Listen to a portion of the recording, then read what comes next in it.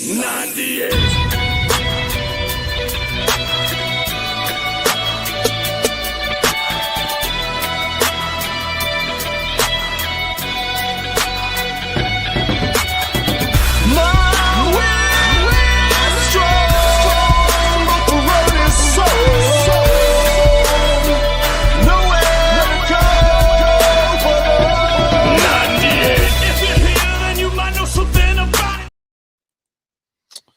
We are here on the 98 Center Table podcast. I'm here with my co-host, Randy, and we have Paul Linn on tonight, who actually is a 2%er. So, yes. F that guy. This is 98%, not 2%.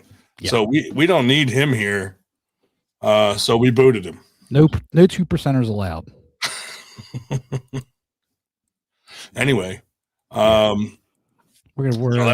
that's how we handle those 2%ers. Yeah, that's how this is going to go tonight. Yep. So don't need that guy. Too bad. Sorry you guys tuned in to watch that. Yep. Oh, he's back. He's back. I guess we can't get rid of him. He's back. He's back. Not so easily defeated. These pesky 2%ers. Yeah. Anyway, Paul, thanks for coming on, man. We know that you're a very busy guy, and we know that you got a very busy weekend. So I do. We appreciate you coming on to hang out for a few minutes. No problem, buddy. No problem. Got to always keep some time available for my fellow PA guys. Yes, sir. Yes, sir. Yeah, I was fortunate enough to see you not long ago at Sean Latimer's practice. Yeah. That was cool, and like a random pop in. That was pretty neat. Yeah, end of summer. I got a house in Wildwood, and it's not that far away. It's a little bit closer than if I was to come from PA, so it worked out perfectly. Yeah, that was cool. Yeah, great group. So how are you mentally preparing for this weekend? By drinking 2 gallons of water. There you go. And trying to lose this last couple pounds. Nah. Yeah, I mean, I've done this now. I don't know how many times. Yeah. So I'm mentally, like every one of them's a little bit different. You know what I mean? But the weight cut itself is a good distractor. It's focusing on keeping everything clean, everything regimented, basically a full week up until that's my focus until I weigh in. And then after I weigh in, then that's one victory already under my belt. Yeah. Speaking of weighing in, what are you typically putting on weight wise after the weigh in? I'll weigh in at 209. I usually compete somewhere between 220 and 225. Okay. Yeah. Paul Linn goated. Yeah, so you've traveled quite a bit to Turkey and some other countries over the last several years. I know, getting the pool a mere 3 hours from your house has to be nice. Yeah, it's like a gift and a curse though too. Like I like the uncomfortability of being all out of my comfort zone, traveling. I like it. Like in one hand I like it, in the other hand I hate it. But it does sometimes the stressors outside of the actual event can be processed as a positive. So it's nice for me to be able to hop in my car and drive. There's nothing like that. And it's real nice to have all the home crowd support. That's big. That's big for sure. I mean, you go to these other countries and you feel like, you're an outsider, which gives you added motivation. And then when you're around your home crew, that gives you added motivation too. Yeah. What did you think about, all the time you spent in Turkey? Did you enjoy going over there? I know you were there to compete and it was business, but did you enjoy getting to go to some of those other countries and kind of seeing the cultures? Yeah, unfortunately I don't get to do anything. You know what I mean? Exactly. Yeah, like if I wasn't cutting weight, I could get there, maybe ask to go a day early and do some sightseeing, but I'm always cutting. So everything is all about that peak and that replenishment and everything. So I didn't get to really do any sightseeing. And I think I've been to Turkey like 8 times. I've not really gone anywhere aside from the places I go every time I go. So I do like the cultures. I do like the different cultures. I always have, so, going to Turkey and Dubai and some of these other places, it's fun for sure. And people, like, you would think that Americans get like a weird eye, but that I have nothing but positive interactions. Yeah, I think some of that too is people read the news, hear the news, and they think everybody hates each other. But usually, like, when it comes man to man, person to person, people are usually pretty cool when you actually get to talk to them. With different cultures, countries. Yeah, and arm wrestling's wild too. Like the amount of people from other countries that follow us is humbling. You know what I mean? Like all different languages, all different countries, all coming up basically with the same positive energy, saying, "Hey, I've been following you forever." Yeah, that's awesome. It's humbling. Signing autographs, things like that. I still am like, "What the heck is going on? Why do you want my autograph? You kidding me?" All I do is get up on the table and go like this. Yeah, that's dude. Awesome. We had one of the guys on the other day from Pro Panja League, and dude, they get like millions of followers. That is going crazy, and nobody in the United States, well, let me not say nobody, but not enough people are recognizing and talking about it. I remember some of the discussions about reaching out to the Indian arm wrestlers, and the concern was that nobody thought that, like, India as a country is not known for buying pay-per-views. But I'm like, it's worth it just on the social media alone. Oh, yeah. Like Raul Paniker, some of these guys. Sponsors. Yeah. They're Sony, all these major companies as sponsors. And we had Dara Singh on, who's a beast over there. Mm-hmm. Dude, and like super cool guy. And he's like saying how big it is there and stuff. And I'm like, man, it's crazy. A different level. It's crazy. Like I had some discussions with Pradeep about maybe making a trip over there. Just to maybe do some clinics and some stuff like that. I would love to do that because I think they have the following. They need to level, and we all know how it is, being from the United States, we're so spread out. It's even hard for us to share and help level each other up because we can't get together. But I feel like if their level increases and they have a few dudes who are doing who's the young guy who won WAFT or whatever. I can't think of his name. Not Mazza here, right? No, I got his name somewhere because the dude that runs Pro Panja was like, here's a list of the top guys that are like really drawing attention, and he was one of them. Yeah. But yeah, man, I mean, they get millions of views on their stuff. Like, I think 100 million people tuned in to Pro Panja last season. It's such a densely populated country too. To be able to collaborate with them would be huge. You know what I mean? Oh my god, like huge. Oh, what up, humans? And they love a lot of the American poolers, like the North American guys. He was talking about Uncle Todd and this guy Michael Todd and Devin and like all, like, if you and maybe a couple guys went over there, dude, the place would go bananas. I would love it, man. I would love it. They got good energy too. The Indian culture, like, after getting to know Pradeep, I understand it a little bit more now. And it's interesting. Like they consume media, social media so much, like, and obviously they're densely populated, but it seems like paying attention a little bit is Pro Panja. Some of these guys get after it too, and they build hype. They have some Western type behavior, which is pretty cool. And I think that I'm sure Pro Panja is capturing all that, and that's part of the success. Yeah, for sure. Whatever they're doing, it's working. Yeah, absolutely, man. They also had some cool rules and stuff like that, like a point-based system. If you catch a guy and stop him, you get points for that. If almost like wrestling, huh? Yeah, you last if you can stay in a match for more than 7 seconds, you get points. If you flash pin a guy, you get points. That's so cool. And is that then becomes a team-based thing, right? Yep. Yeah. Which, to me, I've said this for a while. A way to incorporate teams into arm wrestling will change it. Like, wrestling is an individual sport, but you add a team aspect to it. Now everybody wants to train together. Everybody wants to win together. Unfortunately, now we train with our buddies, and if we so happen to be in the same class or same weight, we have to pull them at the tournaments we go to together. It's goofy.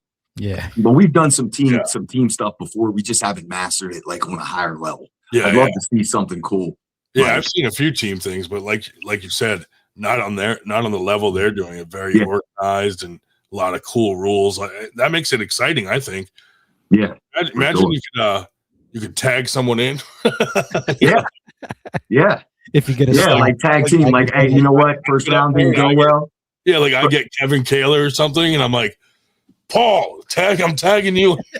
Well, how cool would it be is if you could somehow match up like the level, like almost perfectly, but you could come and try your ace move, and let's say your hand's not strong enough, then you tag somebody in with a stronger hand, right, or a different specialty, Yeah, like that'd be cool. Time out and tag someone in, and then they get in right where you left off. Like, yeah. There's a lot of fun things you can do with that, but dude, it's crazy to think that 4 or 5 years ago when we were telling you about the whole 98 concept, and you specifically told me go home and make a Facebook group. That's a kick-ass idea. And then me and Warren started doing a podcast together. And Josh Vinacor got involved, but you're the one who liked the idea so much and like told us to go run with it. Yeah, I remember talking to Warren with it before I even spoke to you, and I was like, "Yeah, that's awesome," because that was at the time where we weren't the amateurs wasn't getting a whole lot of love. Yeah, and I was coming out of my stint, in the amateurs, and remembering like all the questions I would kind of put out in the ether, and the asshole responses I would get back, Yeah. And the lack of obviously there was a ton of guys who were real helpful, took me under their wing, answered my questions, schooled me up. But to me, that was the biggest thing, like with the whole concept is like the sport is run by the amateurs and the new pullers and like the novices and the guys who are just looking for the sport. It's funding it, it's funding the sport. The elite guys are not funding the sport. They're actually being paid from it. So it's a weird concept. And at the time when there was definitely a feel of this, I remember even talking to Chance Shaw back in the day, and he'd be like, well, there's like private chat messages for the elite guys, and they talk about different stuff. And it was just, I was like, what? And I'm thinking, well, we should have something in the flip side of that. Private chats for the non-elite guy. Well, that's actually, I started that arm wrestling training group. I don't know if you remember, Ryan. I let it kind of sputter out. I couldn't handle it anymore, but it got crazy. Yeah. But that was the intention of that. It was supposed to be like a safe space for new pullers to come and bounce ideas off each other, and keep it like a positive, healthy thing where we're not just taking a crap on the guy for asking what is perceived as a dumb question. But then that Facebook group grew so fast that I couldn't moderate it anymore. And it got up to like 30,000 people like quick. Oh, really fast too. Really, really fast. That's what made me make the 98 group a private group, because that's what I didn't want to happen. But the cool thing, so I went to like an open tournament and I got my ass kicked bad. And I was like, man, wouldn't it be cool if there was something for like the guys that are not pros, like to kind of rally behind? And that's kind of what we kind of went for. I mean, now it's grown into something different, but same basic concept. And to me, it's like, who's getting the pay-per-views? Not the exactly, not you elites, because you're there. Exactly. So it's all the 98%ers that are like buying merch, going to tournaments, buying the pay-per-views. So it makes sense to like. Well, we're not even mature enough to have a true. We don't have. So what I've seen over time here, and with the more interactions with the VIPs and the fans at these events, like we are starting to delve into the world of having actual fans who do not participate in arm wrestling. Now, I would say that the percentage is lower than we would want right now.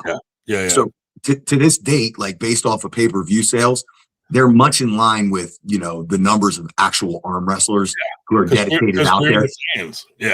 Now, ultimately, if we ever want to be on a main stage, if we ever want to be like independent as a sport, We have to continue to develop the true pullers. Now, I've met a bunch of the guys now, and like my default response to anybody who comes up to me and says, "Hey, blah blah blah," whatever, I'm always like, "Well, where do you practice?" And more and more, I'm getting, I don't practice. I just like to watch it, which is really cool. But I just think we're so far away from, the world of, like, let's say MMA, where 90% of their pay-per-views are from non-fighters. Yeah. And that's kind of, how I found the sport. I found it on a random Sunday on YouTube, and I was like, oh, I'll click on this. I've never seen pro arm wrestling like this before. And I was like, oh, this is kind of cool. Like, there's techniques, and it's, they're using their body, and there's, tables and stuff. And I was like, I got the bug, and I watched it, and I don't consider myself an arm wrestler now. I have a table and I mess around a little bit, but like that was back in 2018, and I've been a fan all the way up. I didn't get on a table until this year, and I would go to tournaments and events because I just thought it was cool. It was like I was a fan of it, just like I'm a fan of basketball or football. So it's definitely growing. Like you're saying, you're getting more of that response, which is cool. And I tell people, like, you don't have to arm wrestle to like the sport. We certainly would invite you on the table if you want to try it and get into it, but it's not a requirement, Right. So it's cool because we definitely need more fans of all levels, whether you're an arm wrestler or not. Absolutely. Plus, East versus West seems like, now that they're under new management, seems like they're getting away from that whole stigma, from all the drama with the bands and the weird stuff, and not taking anything away from Engen because he started the whole thing. But I think Baxter and Dexter are doing a pretty good job at, treating it like a business and really trying to grow it. Right. And I think they have like obviously Robert is still ingrained with WAF. So I don't think there's any way to get completely away from all of the WAF politics. Right. But Dexter has nothing to do with that. They're kind of, it's not the same scenario where Engen is trying to operate a Turkish team as well. The leverage is a little bit different now. Yeah. So, we're seeing guys like Jordan Sonev now. Right. I don't know if we'll ever get to a Svetan. Maybe we will. I mean, that would be like a milestone, Apparently Robert's getting close. Yeah. From what I've heard, that there's, because Svetan's incredible. I'd love to see him in East versus right. West. Well, I mean, ultimately, if you're the front runner league, you got to do your best to get the best guys. And if we know that there's guys out there that we can't access, then that becomes a conundrum, But I think they're working to try and figure some of the stuff out. I think it's, having the unique perspective now that they have, I think it's a learning process. And, with the change in management, there's always going to be bumps in the roads and learning process in general. But I think they're moving in the right direction for sure. Ray Romanowski asked, Paul, what have you done differently in your training in preparation for a puller like Bogdan? Well, I like the core movements that I picked to focus on were more side pressure, more static center table, static load, like preparation for static load.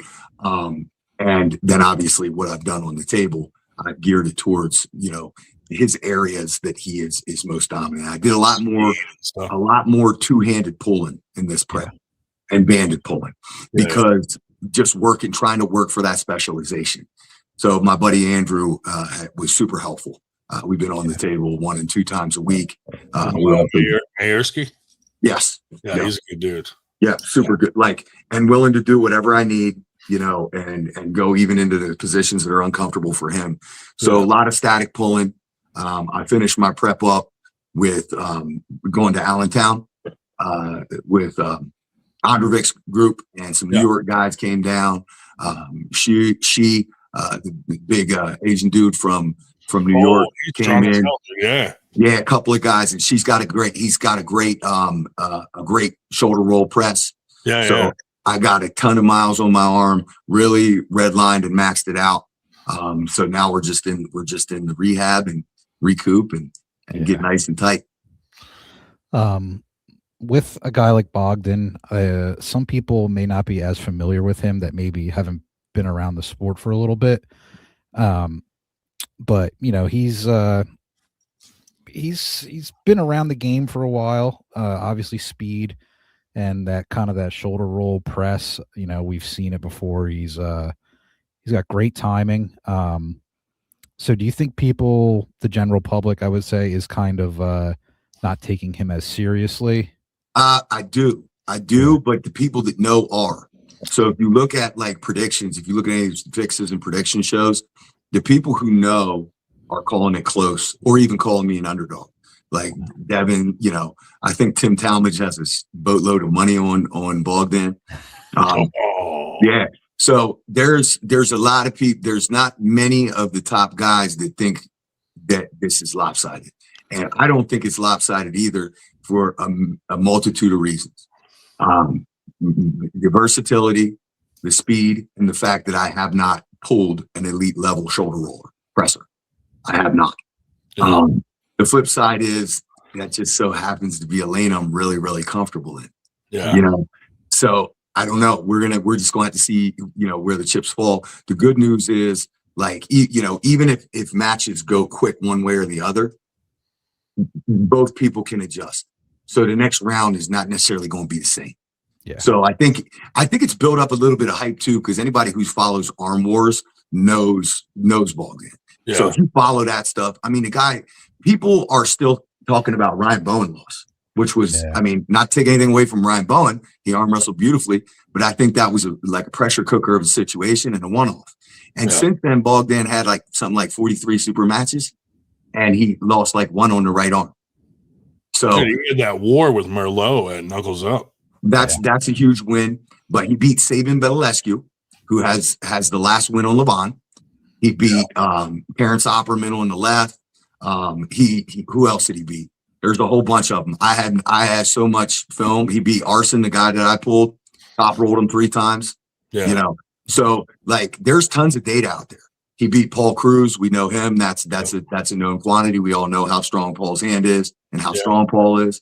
So if you know, and I know. You're the weight of America on your shoulders. Yeah. Bring it on, baby. You got this, buddy. It's a super cool match. It was one that I saw announced, and it kind of made me go, "Oh, okay, didn't see that coming." Yeah, so that's fun, and I'm looking forward to seeing Bogdan get an opportunity, and I know you're always eager to get up there and have an opportunity to compete. So it's going to be awesome, and I think you and Jason Merlot, the hometown guys are going to bring the house down. It's going to be crazy when you guys come out. Yeah. The good news is there's going to be a lot of us there who know each other and support each other. Paul Talbot will be at the tournament. I'm going to have Storm there with me. Nice. Dave Morocco, all the guys that are closest to me. That's going to be huge. I'm going to have to see if they let me have 24 people up on the stage scoring. But that's got to be a momentum builder. I feel like if the guys from the West pick up momentum early, I've been there where it's contagious. And then it carries into the main events. And we got 2 Western guys in the main events too that I would love to see them just go crazy. Yeah. Dude, it was funny, when Jerry Caderet pulled Levon, and he had 10 of them in his corner telling him what to do, and you could see the look on his face, each of them are telling him to do something different, and he's like, "What the fuck?" Yeah. But, we just had him on the podcast not long ago, and he was saying how, and I talked to him the day he pulled Levon too. He was trying everything. And it looked like he wasn't, but he was totally shut down. Us mere mortals cannot understand what Levon brings. Right. So we have to I'm watching them. I think I commentated that match actually. And in my head, I'm like, just get to the strap. I just want to see a strap match.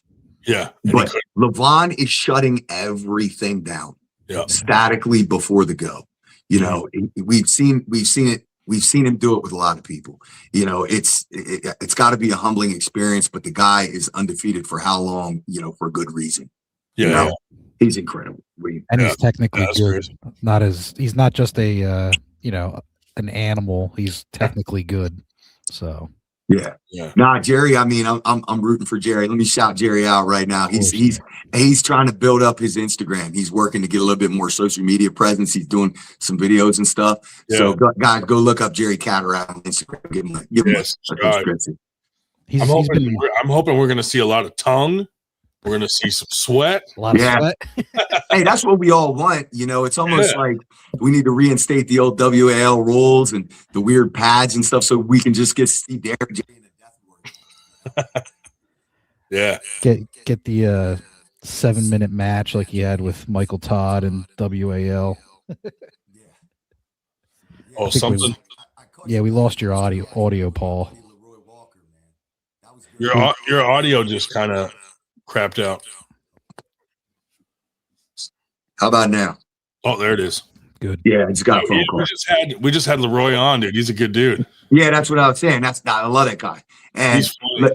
Like I've heard him. I've talked to him a million times. Calls me. We talk all the time. But man, I was like really impressed with the interview and how it went back and forth in the flow. It was pretty dope. Yeah, his perspective, and then watching him go out and do what he did.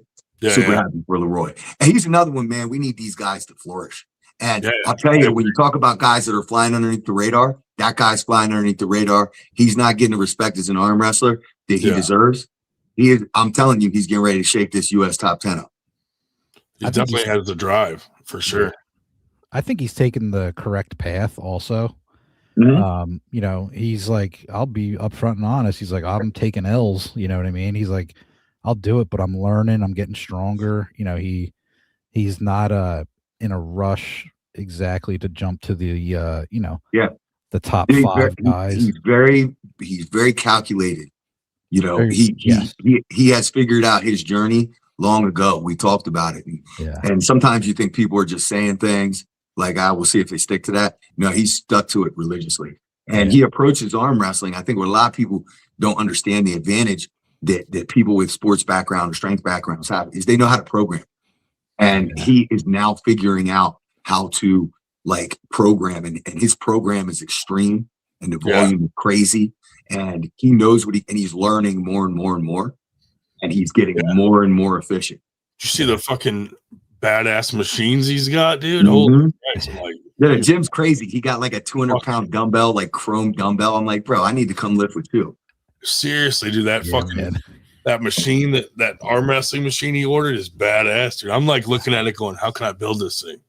Me, dude, that, you know what? So I think you could have got Lucas Raymond to knock you off like a cupping handle one, but I think Mithril has gone so far now because I have the 2.0 version of it. Yeah. Like we actually got the 1.0 and we asked for some adaptation. Storm and I did. And he changed the stuff for us and sent the extra parts. And I love it. And then he made like a 3.0 based off of some stuff Leroy said. And now it's like, shoot, and now I need that one. Right. Yeah, dude. And they're not cheap either. No, it's a shipping, dude. Nice, it's shipping. He'll hook you up. The problem is getting it from Kazakhstan with customs. You pay more for the shipping than you do for the machine. Yeah. It stinks, but super cool machine. But have you seen Leroy's the kettlebell wrist stuff he's been hitting? Yeah, he's been trying to get me to do it. I don't have kettlebells at any of the places where I train. I have them, but like up to 40 pounds, nothing.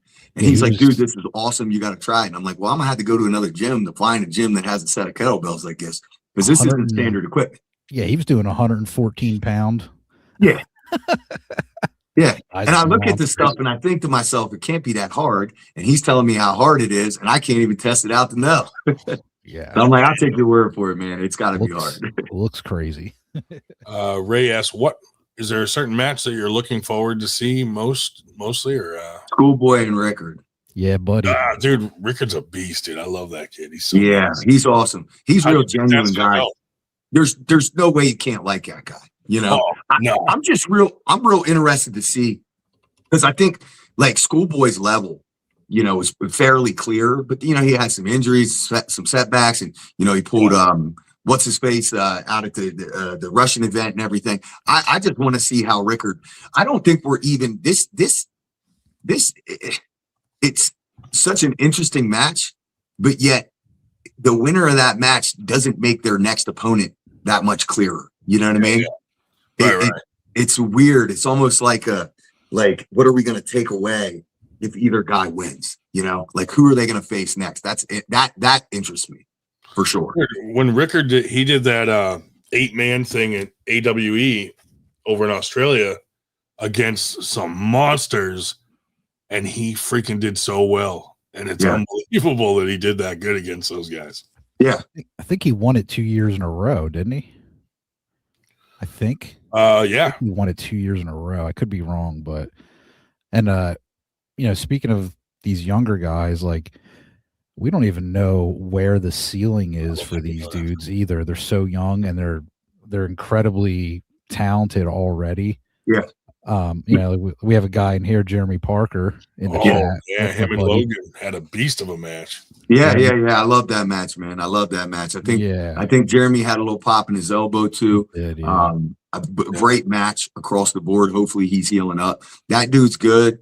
I didn't get the pull with him last time I was down in Arkansas, but I have a good idea how good he is based off the war he had with Storm in the tournament. Yeah. So I mean, I don't care where Storm's at in his comeback. It's still Storm, you know. And he was able to put that match in the hook, and it was impressive. You know? Yeah. So like I was saying, this younger crop of guys like Jeremy, Logan, Rickard, even guys like Reno. It's super interesting to see where what their trajectory could look like this early, this young, and how talented they are. So yeah, I'm super interested in this Rickard versus Schoolboy match. And they're going left and right too. If people aren't aware.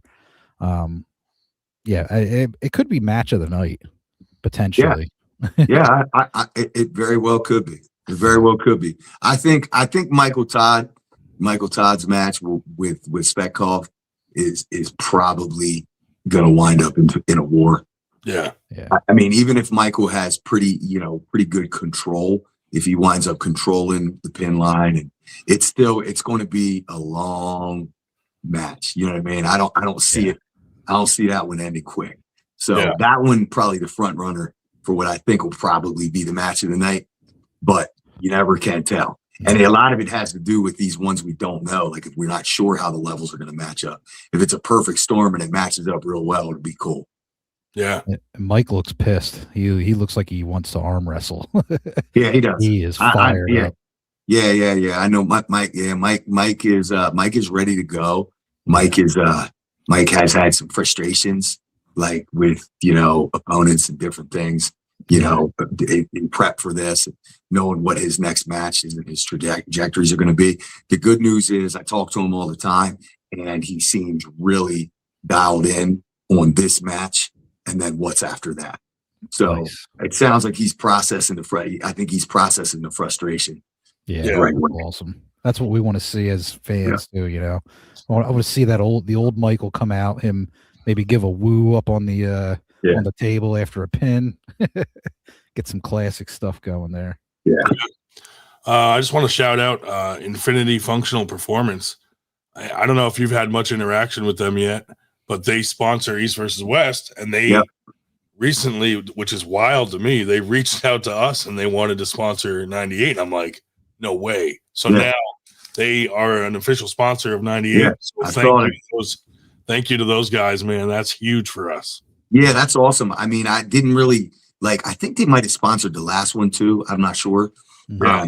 But I recently started tagging them. I haven't interacted yet with them, but I think Michael's working with them and stuff. Yeah, so, they just sponsored Monster Factory. Yeah, sounds like an awesome dude. TAL also. Yeah, sounds like an awesome dude. I hope he loves arm wrestling. Yeah, I hope that the arm wrestling community can somehow provide back an ROI for all that. That's what I always worry about with the sponsors and stuff. Like, can we actually help you as a community too?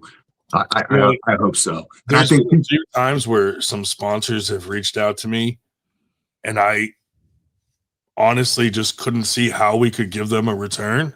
Yep. And actually turn them down, because I'm like, dude, you can't give us money and we can't, nobody's going to use your service, or I can't promote something that no one, and said it's not a good fit. Yeah. Yeah. And it's like, it's almost like, it's almost like you say, look, man, if you're just looking for a tax write-off, that'd be lovely, but I don't think we can do much for you. Yeah. I mean, if they push the issue, then I'm like, well, I'm not going to say no, but yeah, I try to tell them, like, look, there's not a whole lot we can do. Like, the demographic of people that we're reaching out to are not going to go use whatever service you have. And, some people appreciate that and some people want to sponsor anyway. But hopefully with this kind of stuff that Infinity does, like, arm wrestlers do use that kind of service. So right. And the same problem happens on the highest level too. We're talking about a global fan base that's very, very spread out.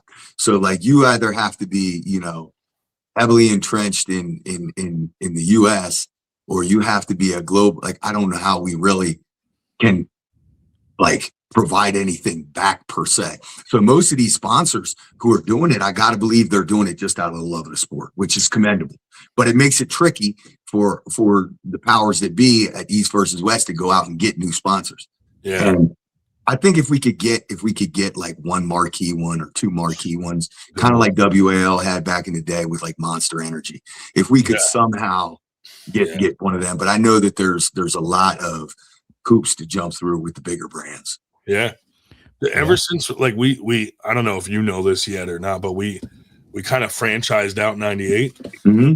Now we have 10 locations and one in Canada. And now sponsors are reaching out to us. Yeah. Like, oh, you guys are national now. And Winter Blast is one of the biggest tournaments in the country. So we're starting to have more to offer sponsors than just being like a Facebook group. Right. That's making a huge difference for us. Yeah, that's where everybody wants to be, right? Where you don't have to go knock doors down. It's so hard to find sponsors. So hard. I know it. I refuse to do it because it's so painful. And exactly what you said, a lot of times you're either forced to take money for somebody you can't make money back for, or you can't promote, like adequately promote. That's why I've always just said, man, I'll just front the money. If we make it back, we make it back. If we don't, okay. Right. But I don't want to. What I don't want on my conscience is a sponsor who respects me on the line that I can't deliver. Yeah, when it's someone else's money, dude, I don't mess around at all, because I'm like, you don't want that bad reputation of taking money and then not being able to produce something for them. Or it's a little bit easier though with like IFP, because they do something that like, oh yeah. It doesn't cost you anything to compare whatever you're doing now to theirs to see if it's a better deal, a better fit. Yeah. Like, go check them out, Yeah. Lots of people are on TRT or doing stem cell or peptides. Go check them out. From what I understand, they can do just about anything. Yeah. So it's essentially a wellness clinic. And I think a lot of people think, oh, well, that's a TRT clinic. No, now it's pretty much everything. And peptides are peptides, and they're now becoming more mainstream. Yeah. And there's more research being done, and there's more applications. Like I don't even know enough, but I am for any alternative to surgery. Yeah. So that's just kind of how I look at it. I'm not necessarily like a wholehearted holistic person or whatever, but like I am definitely anti-surgery if it can be avoided. And you have firsthand knowledge of what PRP and stem cells can do for an injury, because I believe you did it and actually saw the difference yourself firsthand. I have given people like non-biased advice on this stuff, even with, the stem cells companies, like there are certain things that I would definitely say, like inner elbow, outer elbow. Don't go spend $5,000 on stem cells. You can spend $500 on PRP and it's going to give you the same result. And like, I mean, my personal experience, I'm batting 1,000. Everybody I know, they're batting 1,000 on the inner elbow, outer elbow. So now if it's your shoulder or something else that we don't know, then maybe, stem cells. But like PRP, all of these things, any clinics that can do that, and they can adequately educate and like provide any alternative to surgery, whether it's peptides or whatever it is. Yeah, peptides are big now for injuries. Like everyone's using them, Yeah. Like your BPC 157s, TB 500, or the mixture of the two, and everyone says it works. So yeah, I mean, I've gotten, we talked about that in Allentown. I got mixed responses on that. It seems like different people have different takes. But like I said, when I come back to the PRP for the elbow, I say that in full confidence. Yeah. Full confidence. Plus the peptides, like, where are they getting them? You know what I mean? Like that's the concern. Source might not be a legit source. You know, some of the guys where they're not working, you don't know if you're actually even getting fucking right. And that was some of the concern. You know, people like talk about making trips down to Mexico and stuff. Yeah. And that, I mean, I trust the people that have done that, but for me, I'm like, I don't know. Like, can we just go with this U.S. company that I do know, that I have the literature on? Everything's verified. You end up in someone's basement that also does the same surgery for dogs. Yeah. You know what I mean? Ray's asking about the women's match. Yeah, I got for the women. I'll root for Victoria. I think she's probably a slight underdog. I don't know enough, but I'll root for Victoria because she's cool.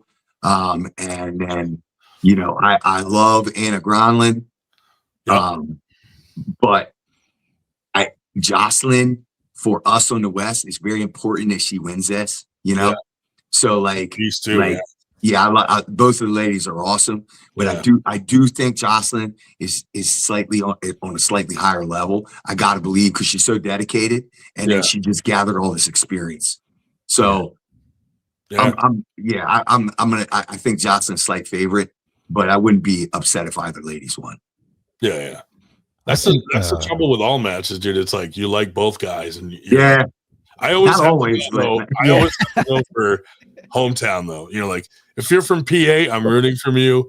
If you're from the East Coast, I'm rooting for you. If you're from America, I'm rooting for you. So you know, that's how I do it too. That's how I do it. Like it's simple. Like if you ask me, it was predictions. Like I'll give you who I think the favorite is, and then if you ask me who I'm rooting for, it's pretty much always the Western guys. Yeah.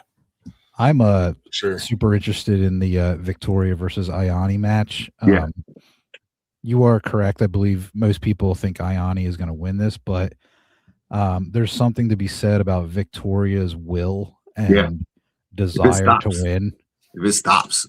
Oh, yeah. I mean, we've seen her, you know, time and time again in the WAL, in other tournaments, you know, in Sweden and in other countries. Her and Carolina Peterson had a match that lasted. That match was crazy. 29 minutes or something. Yeah, something goofy to the point where it was unbelievable. Like it wasn't even something you could believe could happen. I know. So I remember watching it, getting like 15 minutes in, and I'm like, "Is this? Am I going to keep watching this? Can I fast forward?" It looks like they're just stuck. You know, dead stuck. But I think there's something to be said about Victoria's, you know, will and determination like that. To hang on maybe past what most people would be willing to do or could do. Yeah.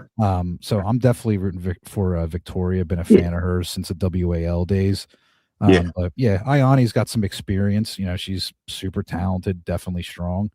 But yeah, that's going to be a really good match, though. Looking forward to that. No dozing off. I'm not going to doze off on Paul Linn, okay? Hey, don't go to sleep without your CPAP, Ryan. I need to get one, man. Hey, dude, I got one. My wife's been yelling at me for snoring for like forever. Yeah, and I finally caved. I said, all right, I'm gonna do this garbage. Did my sleep study. Waited like a month. The thing shipped. I cannot. This thing wakes me up. It blasts so much air. I can't. I'm a week in it, and like, you know, your insurance won't pay for it if you don't use it enough. And I'm strapping this thing to my head every night, and it's waking me up after an hour. Like, what happens is it ramps up. And then after an hour, it starts blasting, and it wakes me right up. Do you take it off? I have to. Otherwise, I won't sleep at all. That's what I'm thinking is going to happen. That's why I haven't done it, because I'm like, I don't know. Everybody's different. Like, people swear by it, and then some people say it sucks. So I had too many people tell me that it was like life-changing. And I don't know if it's just me or if I need a different mask or something, or if I need the settings changed. Problem is you can't change your settings. They're like doctor prescribed settings. So it's like, I just need to turn this thing down so I can take the turbo off. Yeah. I'm like, man, this is like serious pressure. Like I couldn't stop breathing if I wanted to. Try getting a BiPAP. I heard there's difference there, and I'm assuming that's the thing. It just goes in your nose. Ray Romanowski says it changed his life. I'm telling you. What the fuck, dude? You ever try mouth tape? I have it coming on Amazon. There you go. It's on the way. We're on the same page. You gotta try all that stuff and then like report back to us so we can. I will.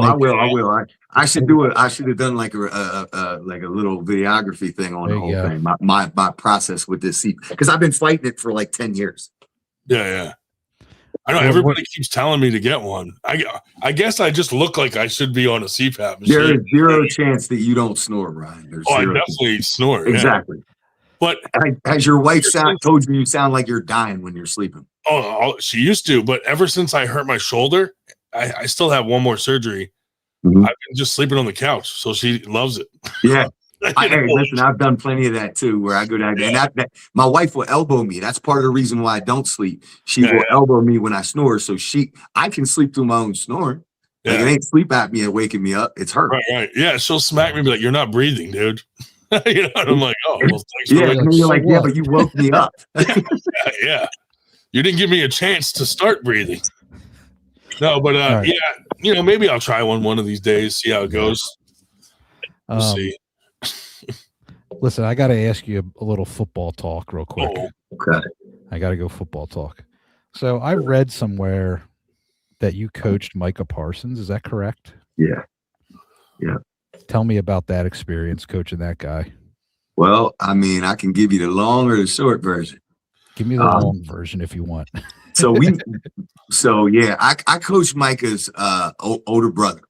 Okay. And he's a talented kid, very likable kid. I loved him, but he had some behavior issues and he wound up not finishing like his football career with us. And Micah was coming up, and man, you could tell when he's playing midget football, the kid is different, right? But you don't know what they're going to develop into. And I remember talking to our head coach, and I was like, listen, I just watched this guy play. I know, we have problems with his brother, but this kid is 100% worth it. And our head coach was like, yeah, definitely, and he's let's just say we had him as a freshman. And his freshman year, he was like 6'2", 205. But I think I want to say his freshman year, he had like 15, 17 sacks, something like that, as a freshman. Damn. And, the gifts became more evident as time went by. The one thing that he didn't get down with me on was the weight room in the off-season program. He would play just about any sport that would accept him, so that he wouldn't have to be in the weight room. I mean, he's playing baseball, volleyball, lacrosse, track, anything to stay away from him. But he wound up like stopping playing one of those sports, and I had him for 6 weeks straight in the weight room. For the 3 years we had him, that was the longest and the most we had him. And we had another kid that was a Division I kid who was a couple years older, and they had a little rivalry, like a healthy rivalry. And I watched this kid in 6 weeks go from not being able to power clean 185 to power cleaning like 330. Like I have never in my life seen such progress. Obviously then he gave me my 6 weeks and he disappeared again, and the power clean went away. Then he went up to Penn State and he broke all them records. So we had an interesting time, in his days. He was our D-line coach. He would get to being goofy. He was never a bad kid. He was just goofy, and he's the best kid on the field. So he's bored and he wanted to play every position other than DN, which is where he was best. Yeah. And our D-line coach, we have a pond by our practice field, and he was like, Mike, just get over there and stare at that pond till you learn how to act right. And he'd go stare at the pond for about 5 minutes and come back. And then our D-line coach would send him to the hill all the time. Every time he goof off, send him to the hill. Go give me 10 hills. And I remember he wants mid one of his punishments or whatever. He's like, we're going to name this hill after you.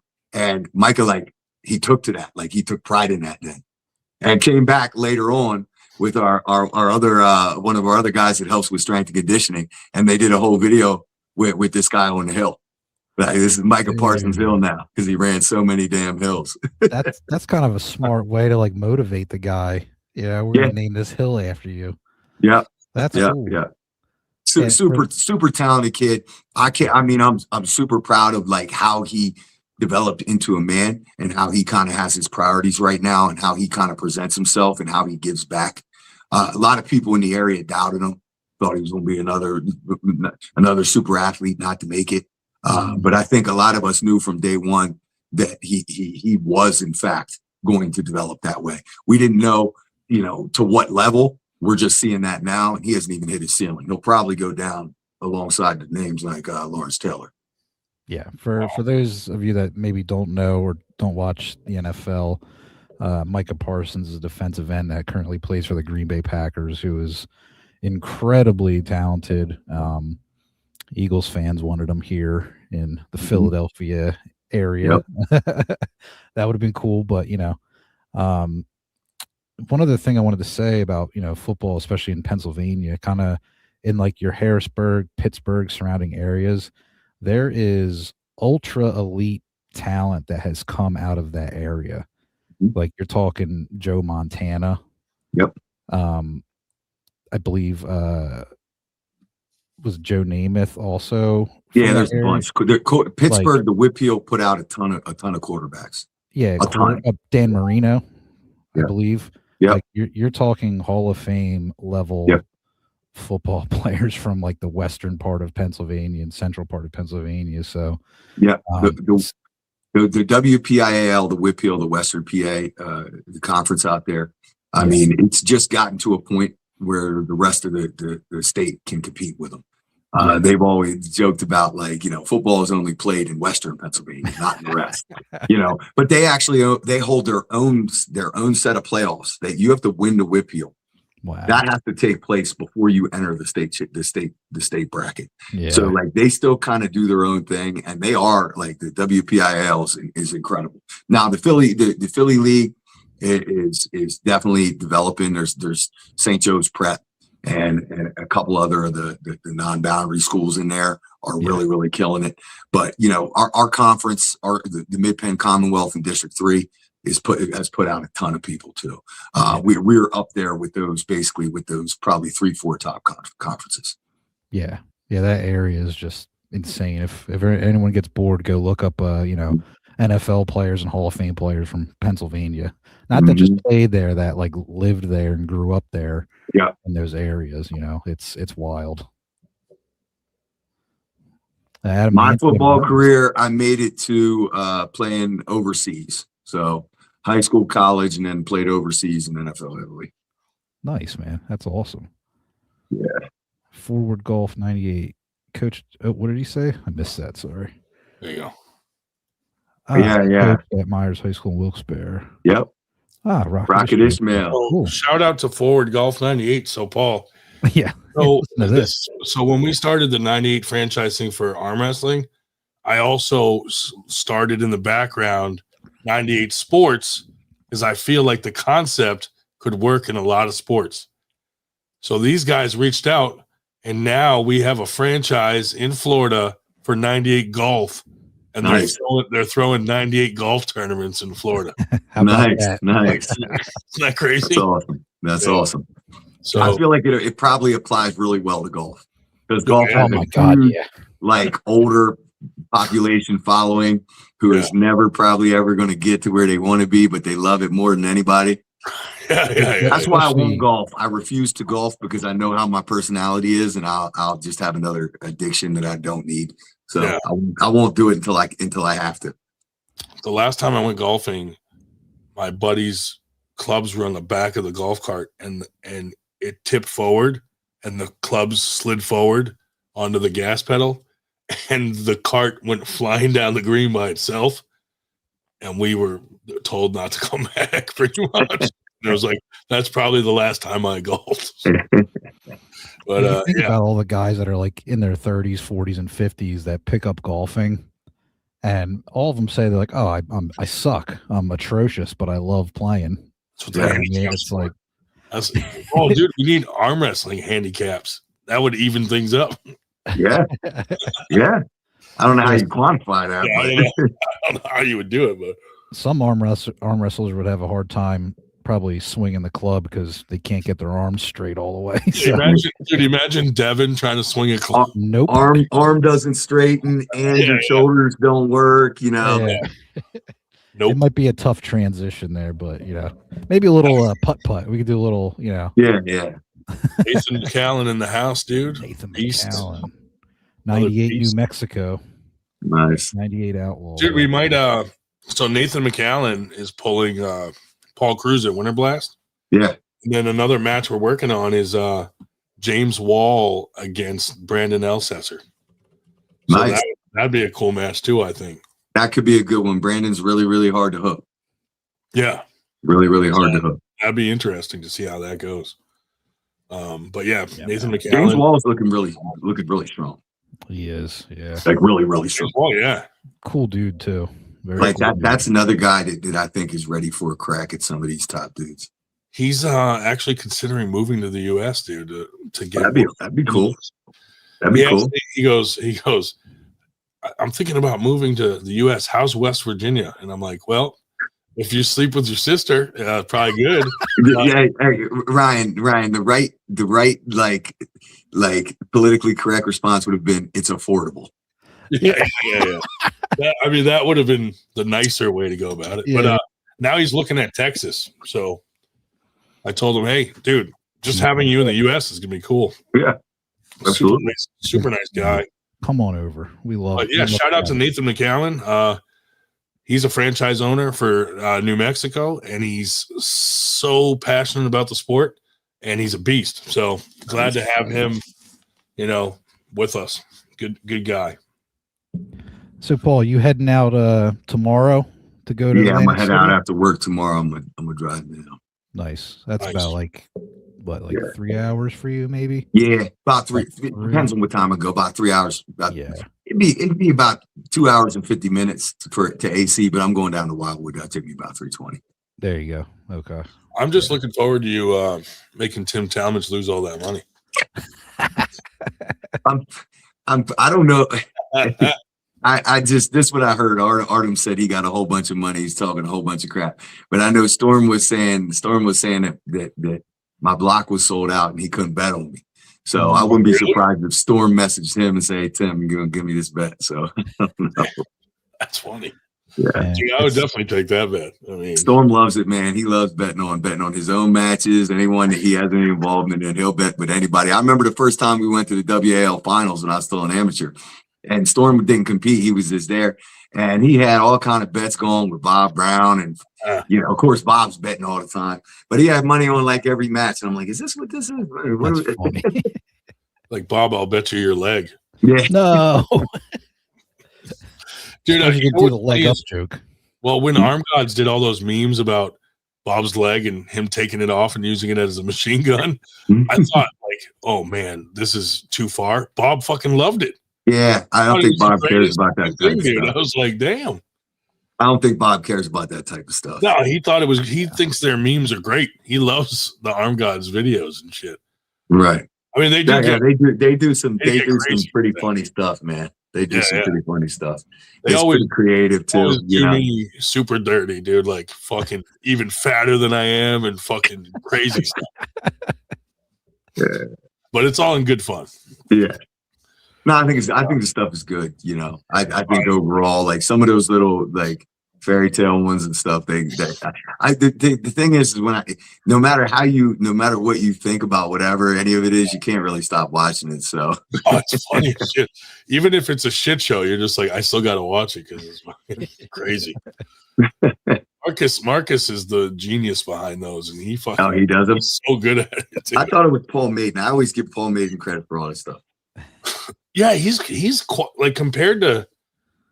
Marcus is the one that's always on the podcast and commenting and, saying things, and he's got his little troll account. But Paul's kind of quiet on that stuff, but you would think personality wise when you meet the two, but it's going to be Paul, no matter, Yeah. But Marcus is behind all those videos, dude. It's crazy. Shit's funny. But anyway, we don't want to keep you too long because we know you gotta get ready. But thank you so much for coming on. No problem, buddy. 98%. It's always going to be a Paul Linn fan. I know you guys are going to be there, right? Absolutely, we'll be there. Yeah, nice, I'll be there Friday. I think most of the other guys are coming Saturday.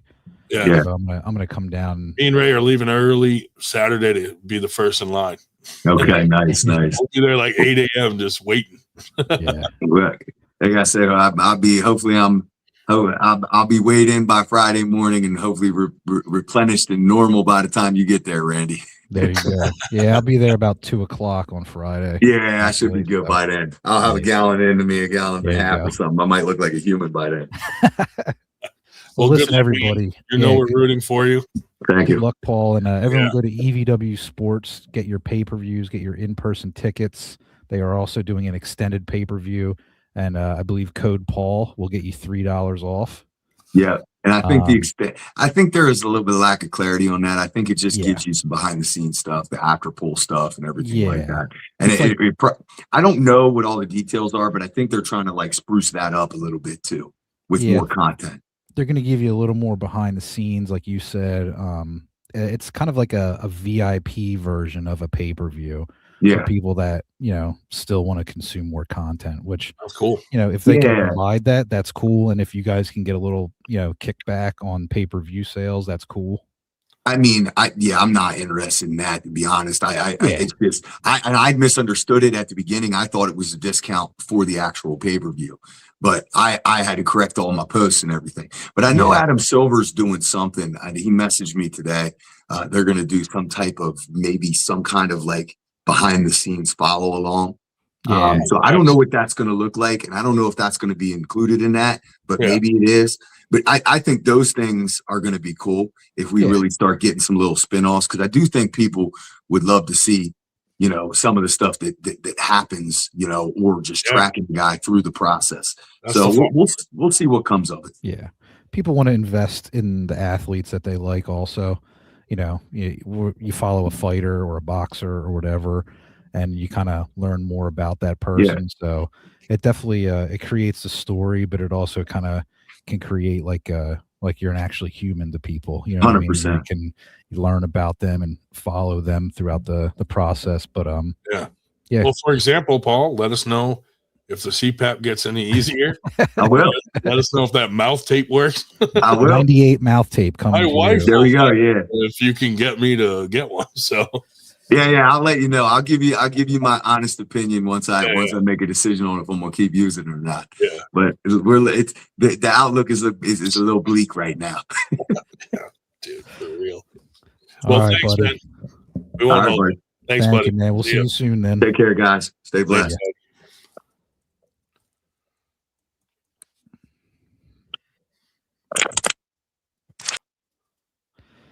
So how about that, Paul Linn? Paul Linn joining us. The nerve of that guy. The 2% sneaking on the 98% podcast.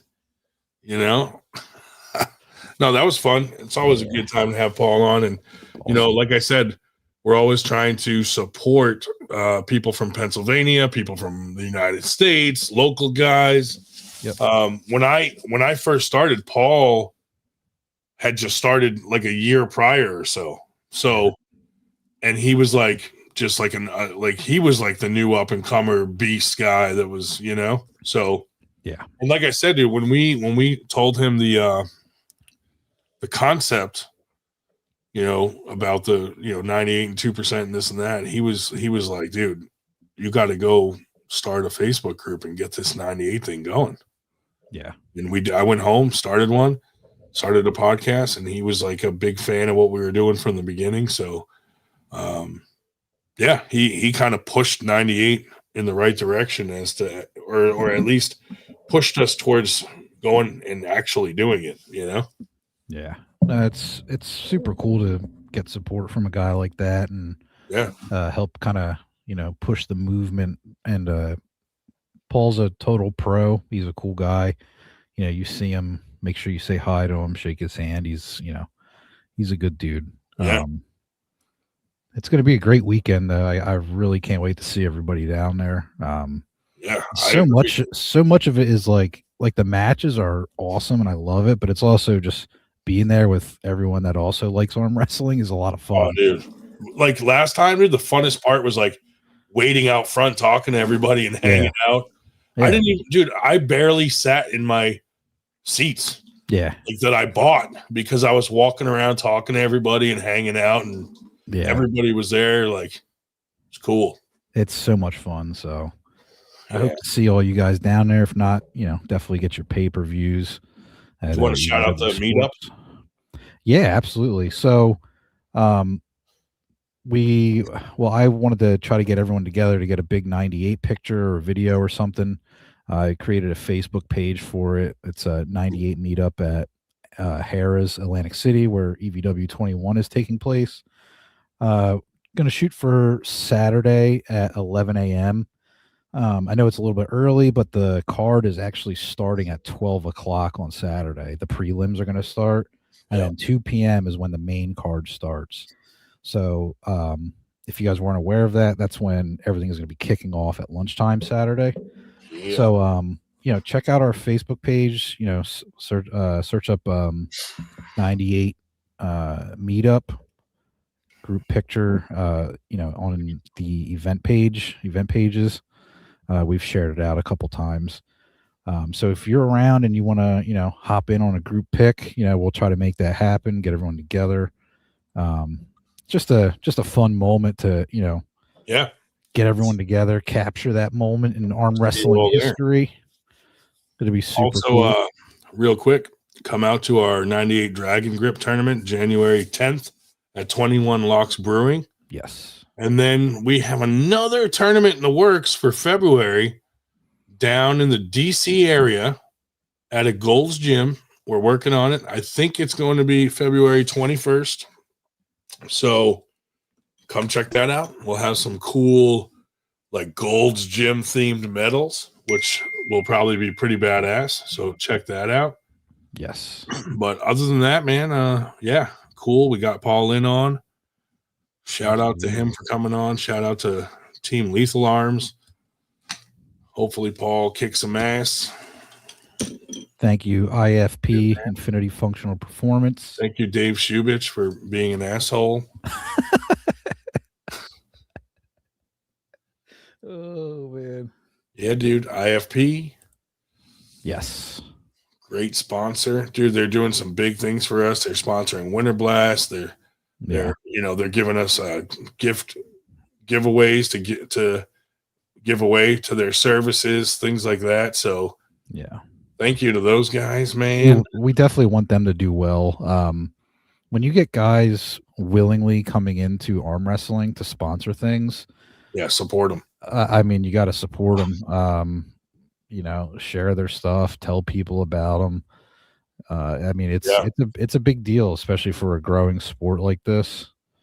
Especially for 98, dude. The hardest thing is getting sponsors, and we've been fortunate now that we've become like a national brand that now we're starting to get some decent sponsors. So and we're grateful too for them. 21st. February 21st, DC. It's not set in stone yet, but that's most likely the date, and it's going to be at a Gold's Gym down in the DC area in Maryland. So, and then if all goes well, that will become an annual tournament that we will pass off to the Antietam 98 franchise down there, and they will start. They just had their Havana Club one that was awesome, and they have another one coming up, and then they might take over this one so that they'll be controlling all the ones in Maryland. So we'll see. Hopefully we get a good turnout at this one and we can launch this one for them. Yeah, man. It'd be cool to get Gold's Gym involved in tournaments and stuff like that. So would love that. Shout out to Jordan Chase for setting that up. He reached out to us, and he's a manager at some Gold Gyms down there. So nice. Should be pretty cool, man. Hell yeah. So yeah, that's about it, man. That's all I got. Yeah, I'm just going to say, keep your eyes open on the social media pages for, anything coming up. We may do a video tomorrow. We got to talk, I guess, off air if we're going to do that. Which one? Prediction video, maybe. Oh, yeah. Just to kind of build up the hype. We do have some other guests we're working on, maybe like a pre-recorded video, maybe some other live stuff. We definitely want to get some more Pro Panja guys on. That was super fun having Dara on. We're trying to hit all corners of the globe with arm wrestlers, get the big names, maybe the smaller names, the 98%, the 2% guys, everything in between. So keep your eyes peeled. We'll be around. Hell yeah. That's about it for me. That's all I got, dude. Fuck it. Cool. Well, got to go clip that rude clip in the beginning of us kicking Paul Linn off the podcast. Hopefully he doesn't choke you when he sees you. Oh, no, it's Devin. That's Devin. Never mind. Devin chokes you. Well, I wouldn't put it past Paul, dude. You know what I mean? I could see him choking me, dude. Painful. White orc. The white orc. Choking me out. He wouldn't want to wrestle me, dude. You don't want none of this. I'm more agile than I look. I tell my wife I'm fat athletic. That's good, dude. A little fat, a little athletic, a little fat athletic. Hey, round is a shape, bro. It is. You know what I mean? Yep. Absolutely. I'm just rotund. Beautiful word. Beautiful. Sounds nicer. It does. Sure. Sounds way better. Much more politically correct. But you don't want none of these, dude. Oh, no. My God. Especially that tattoo adds 98% more power. With a Unabomber on my explosive hand. Oh, my goodness gracious. Oh, this hand's explosive, dude. Hopefully it doesn't blow up. I know. It could at any moment. You never know, dude. It's ticking. My hand is ticking. Right. Anyway, all right. I'm going to end this stream. All right, guys. Thank you. Thank you, everybody, for joining us. Boom. Ending the stream.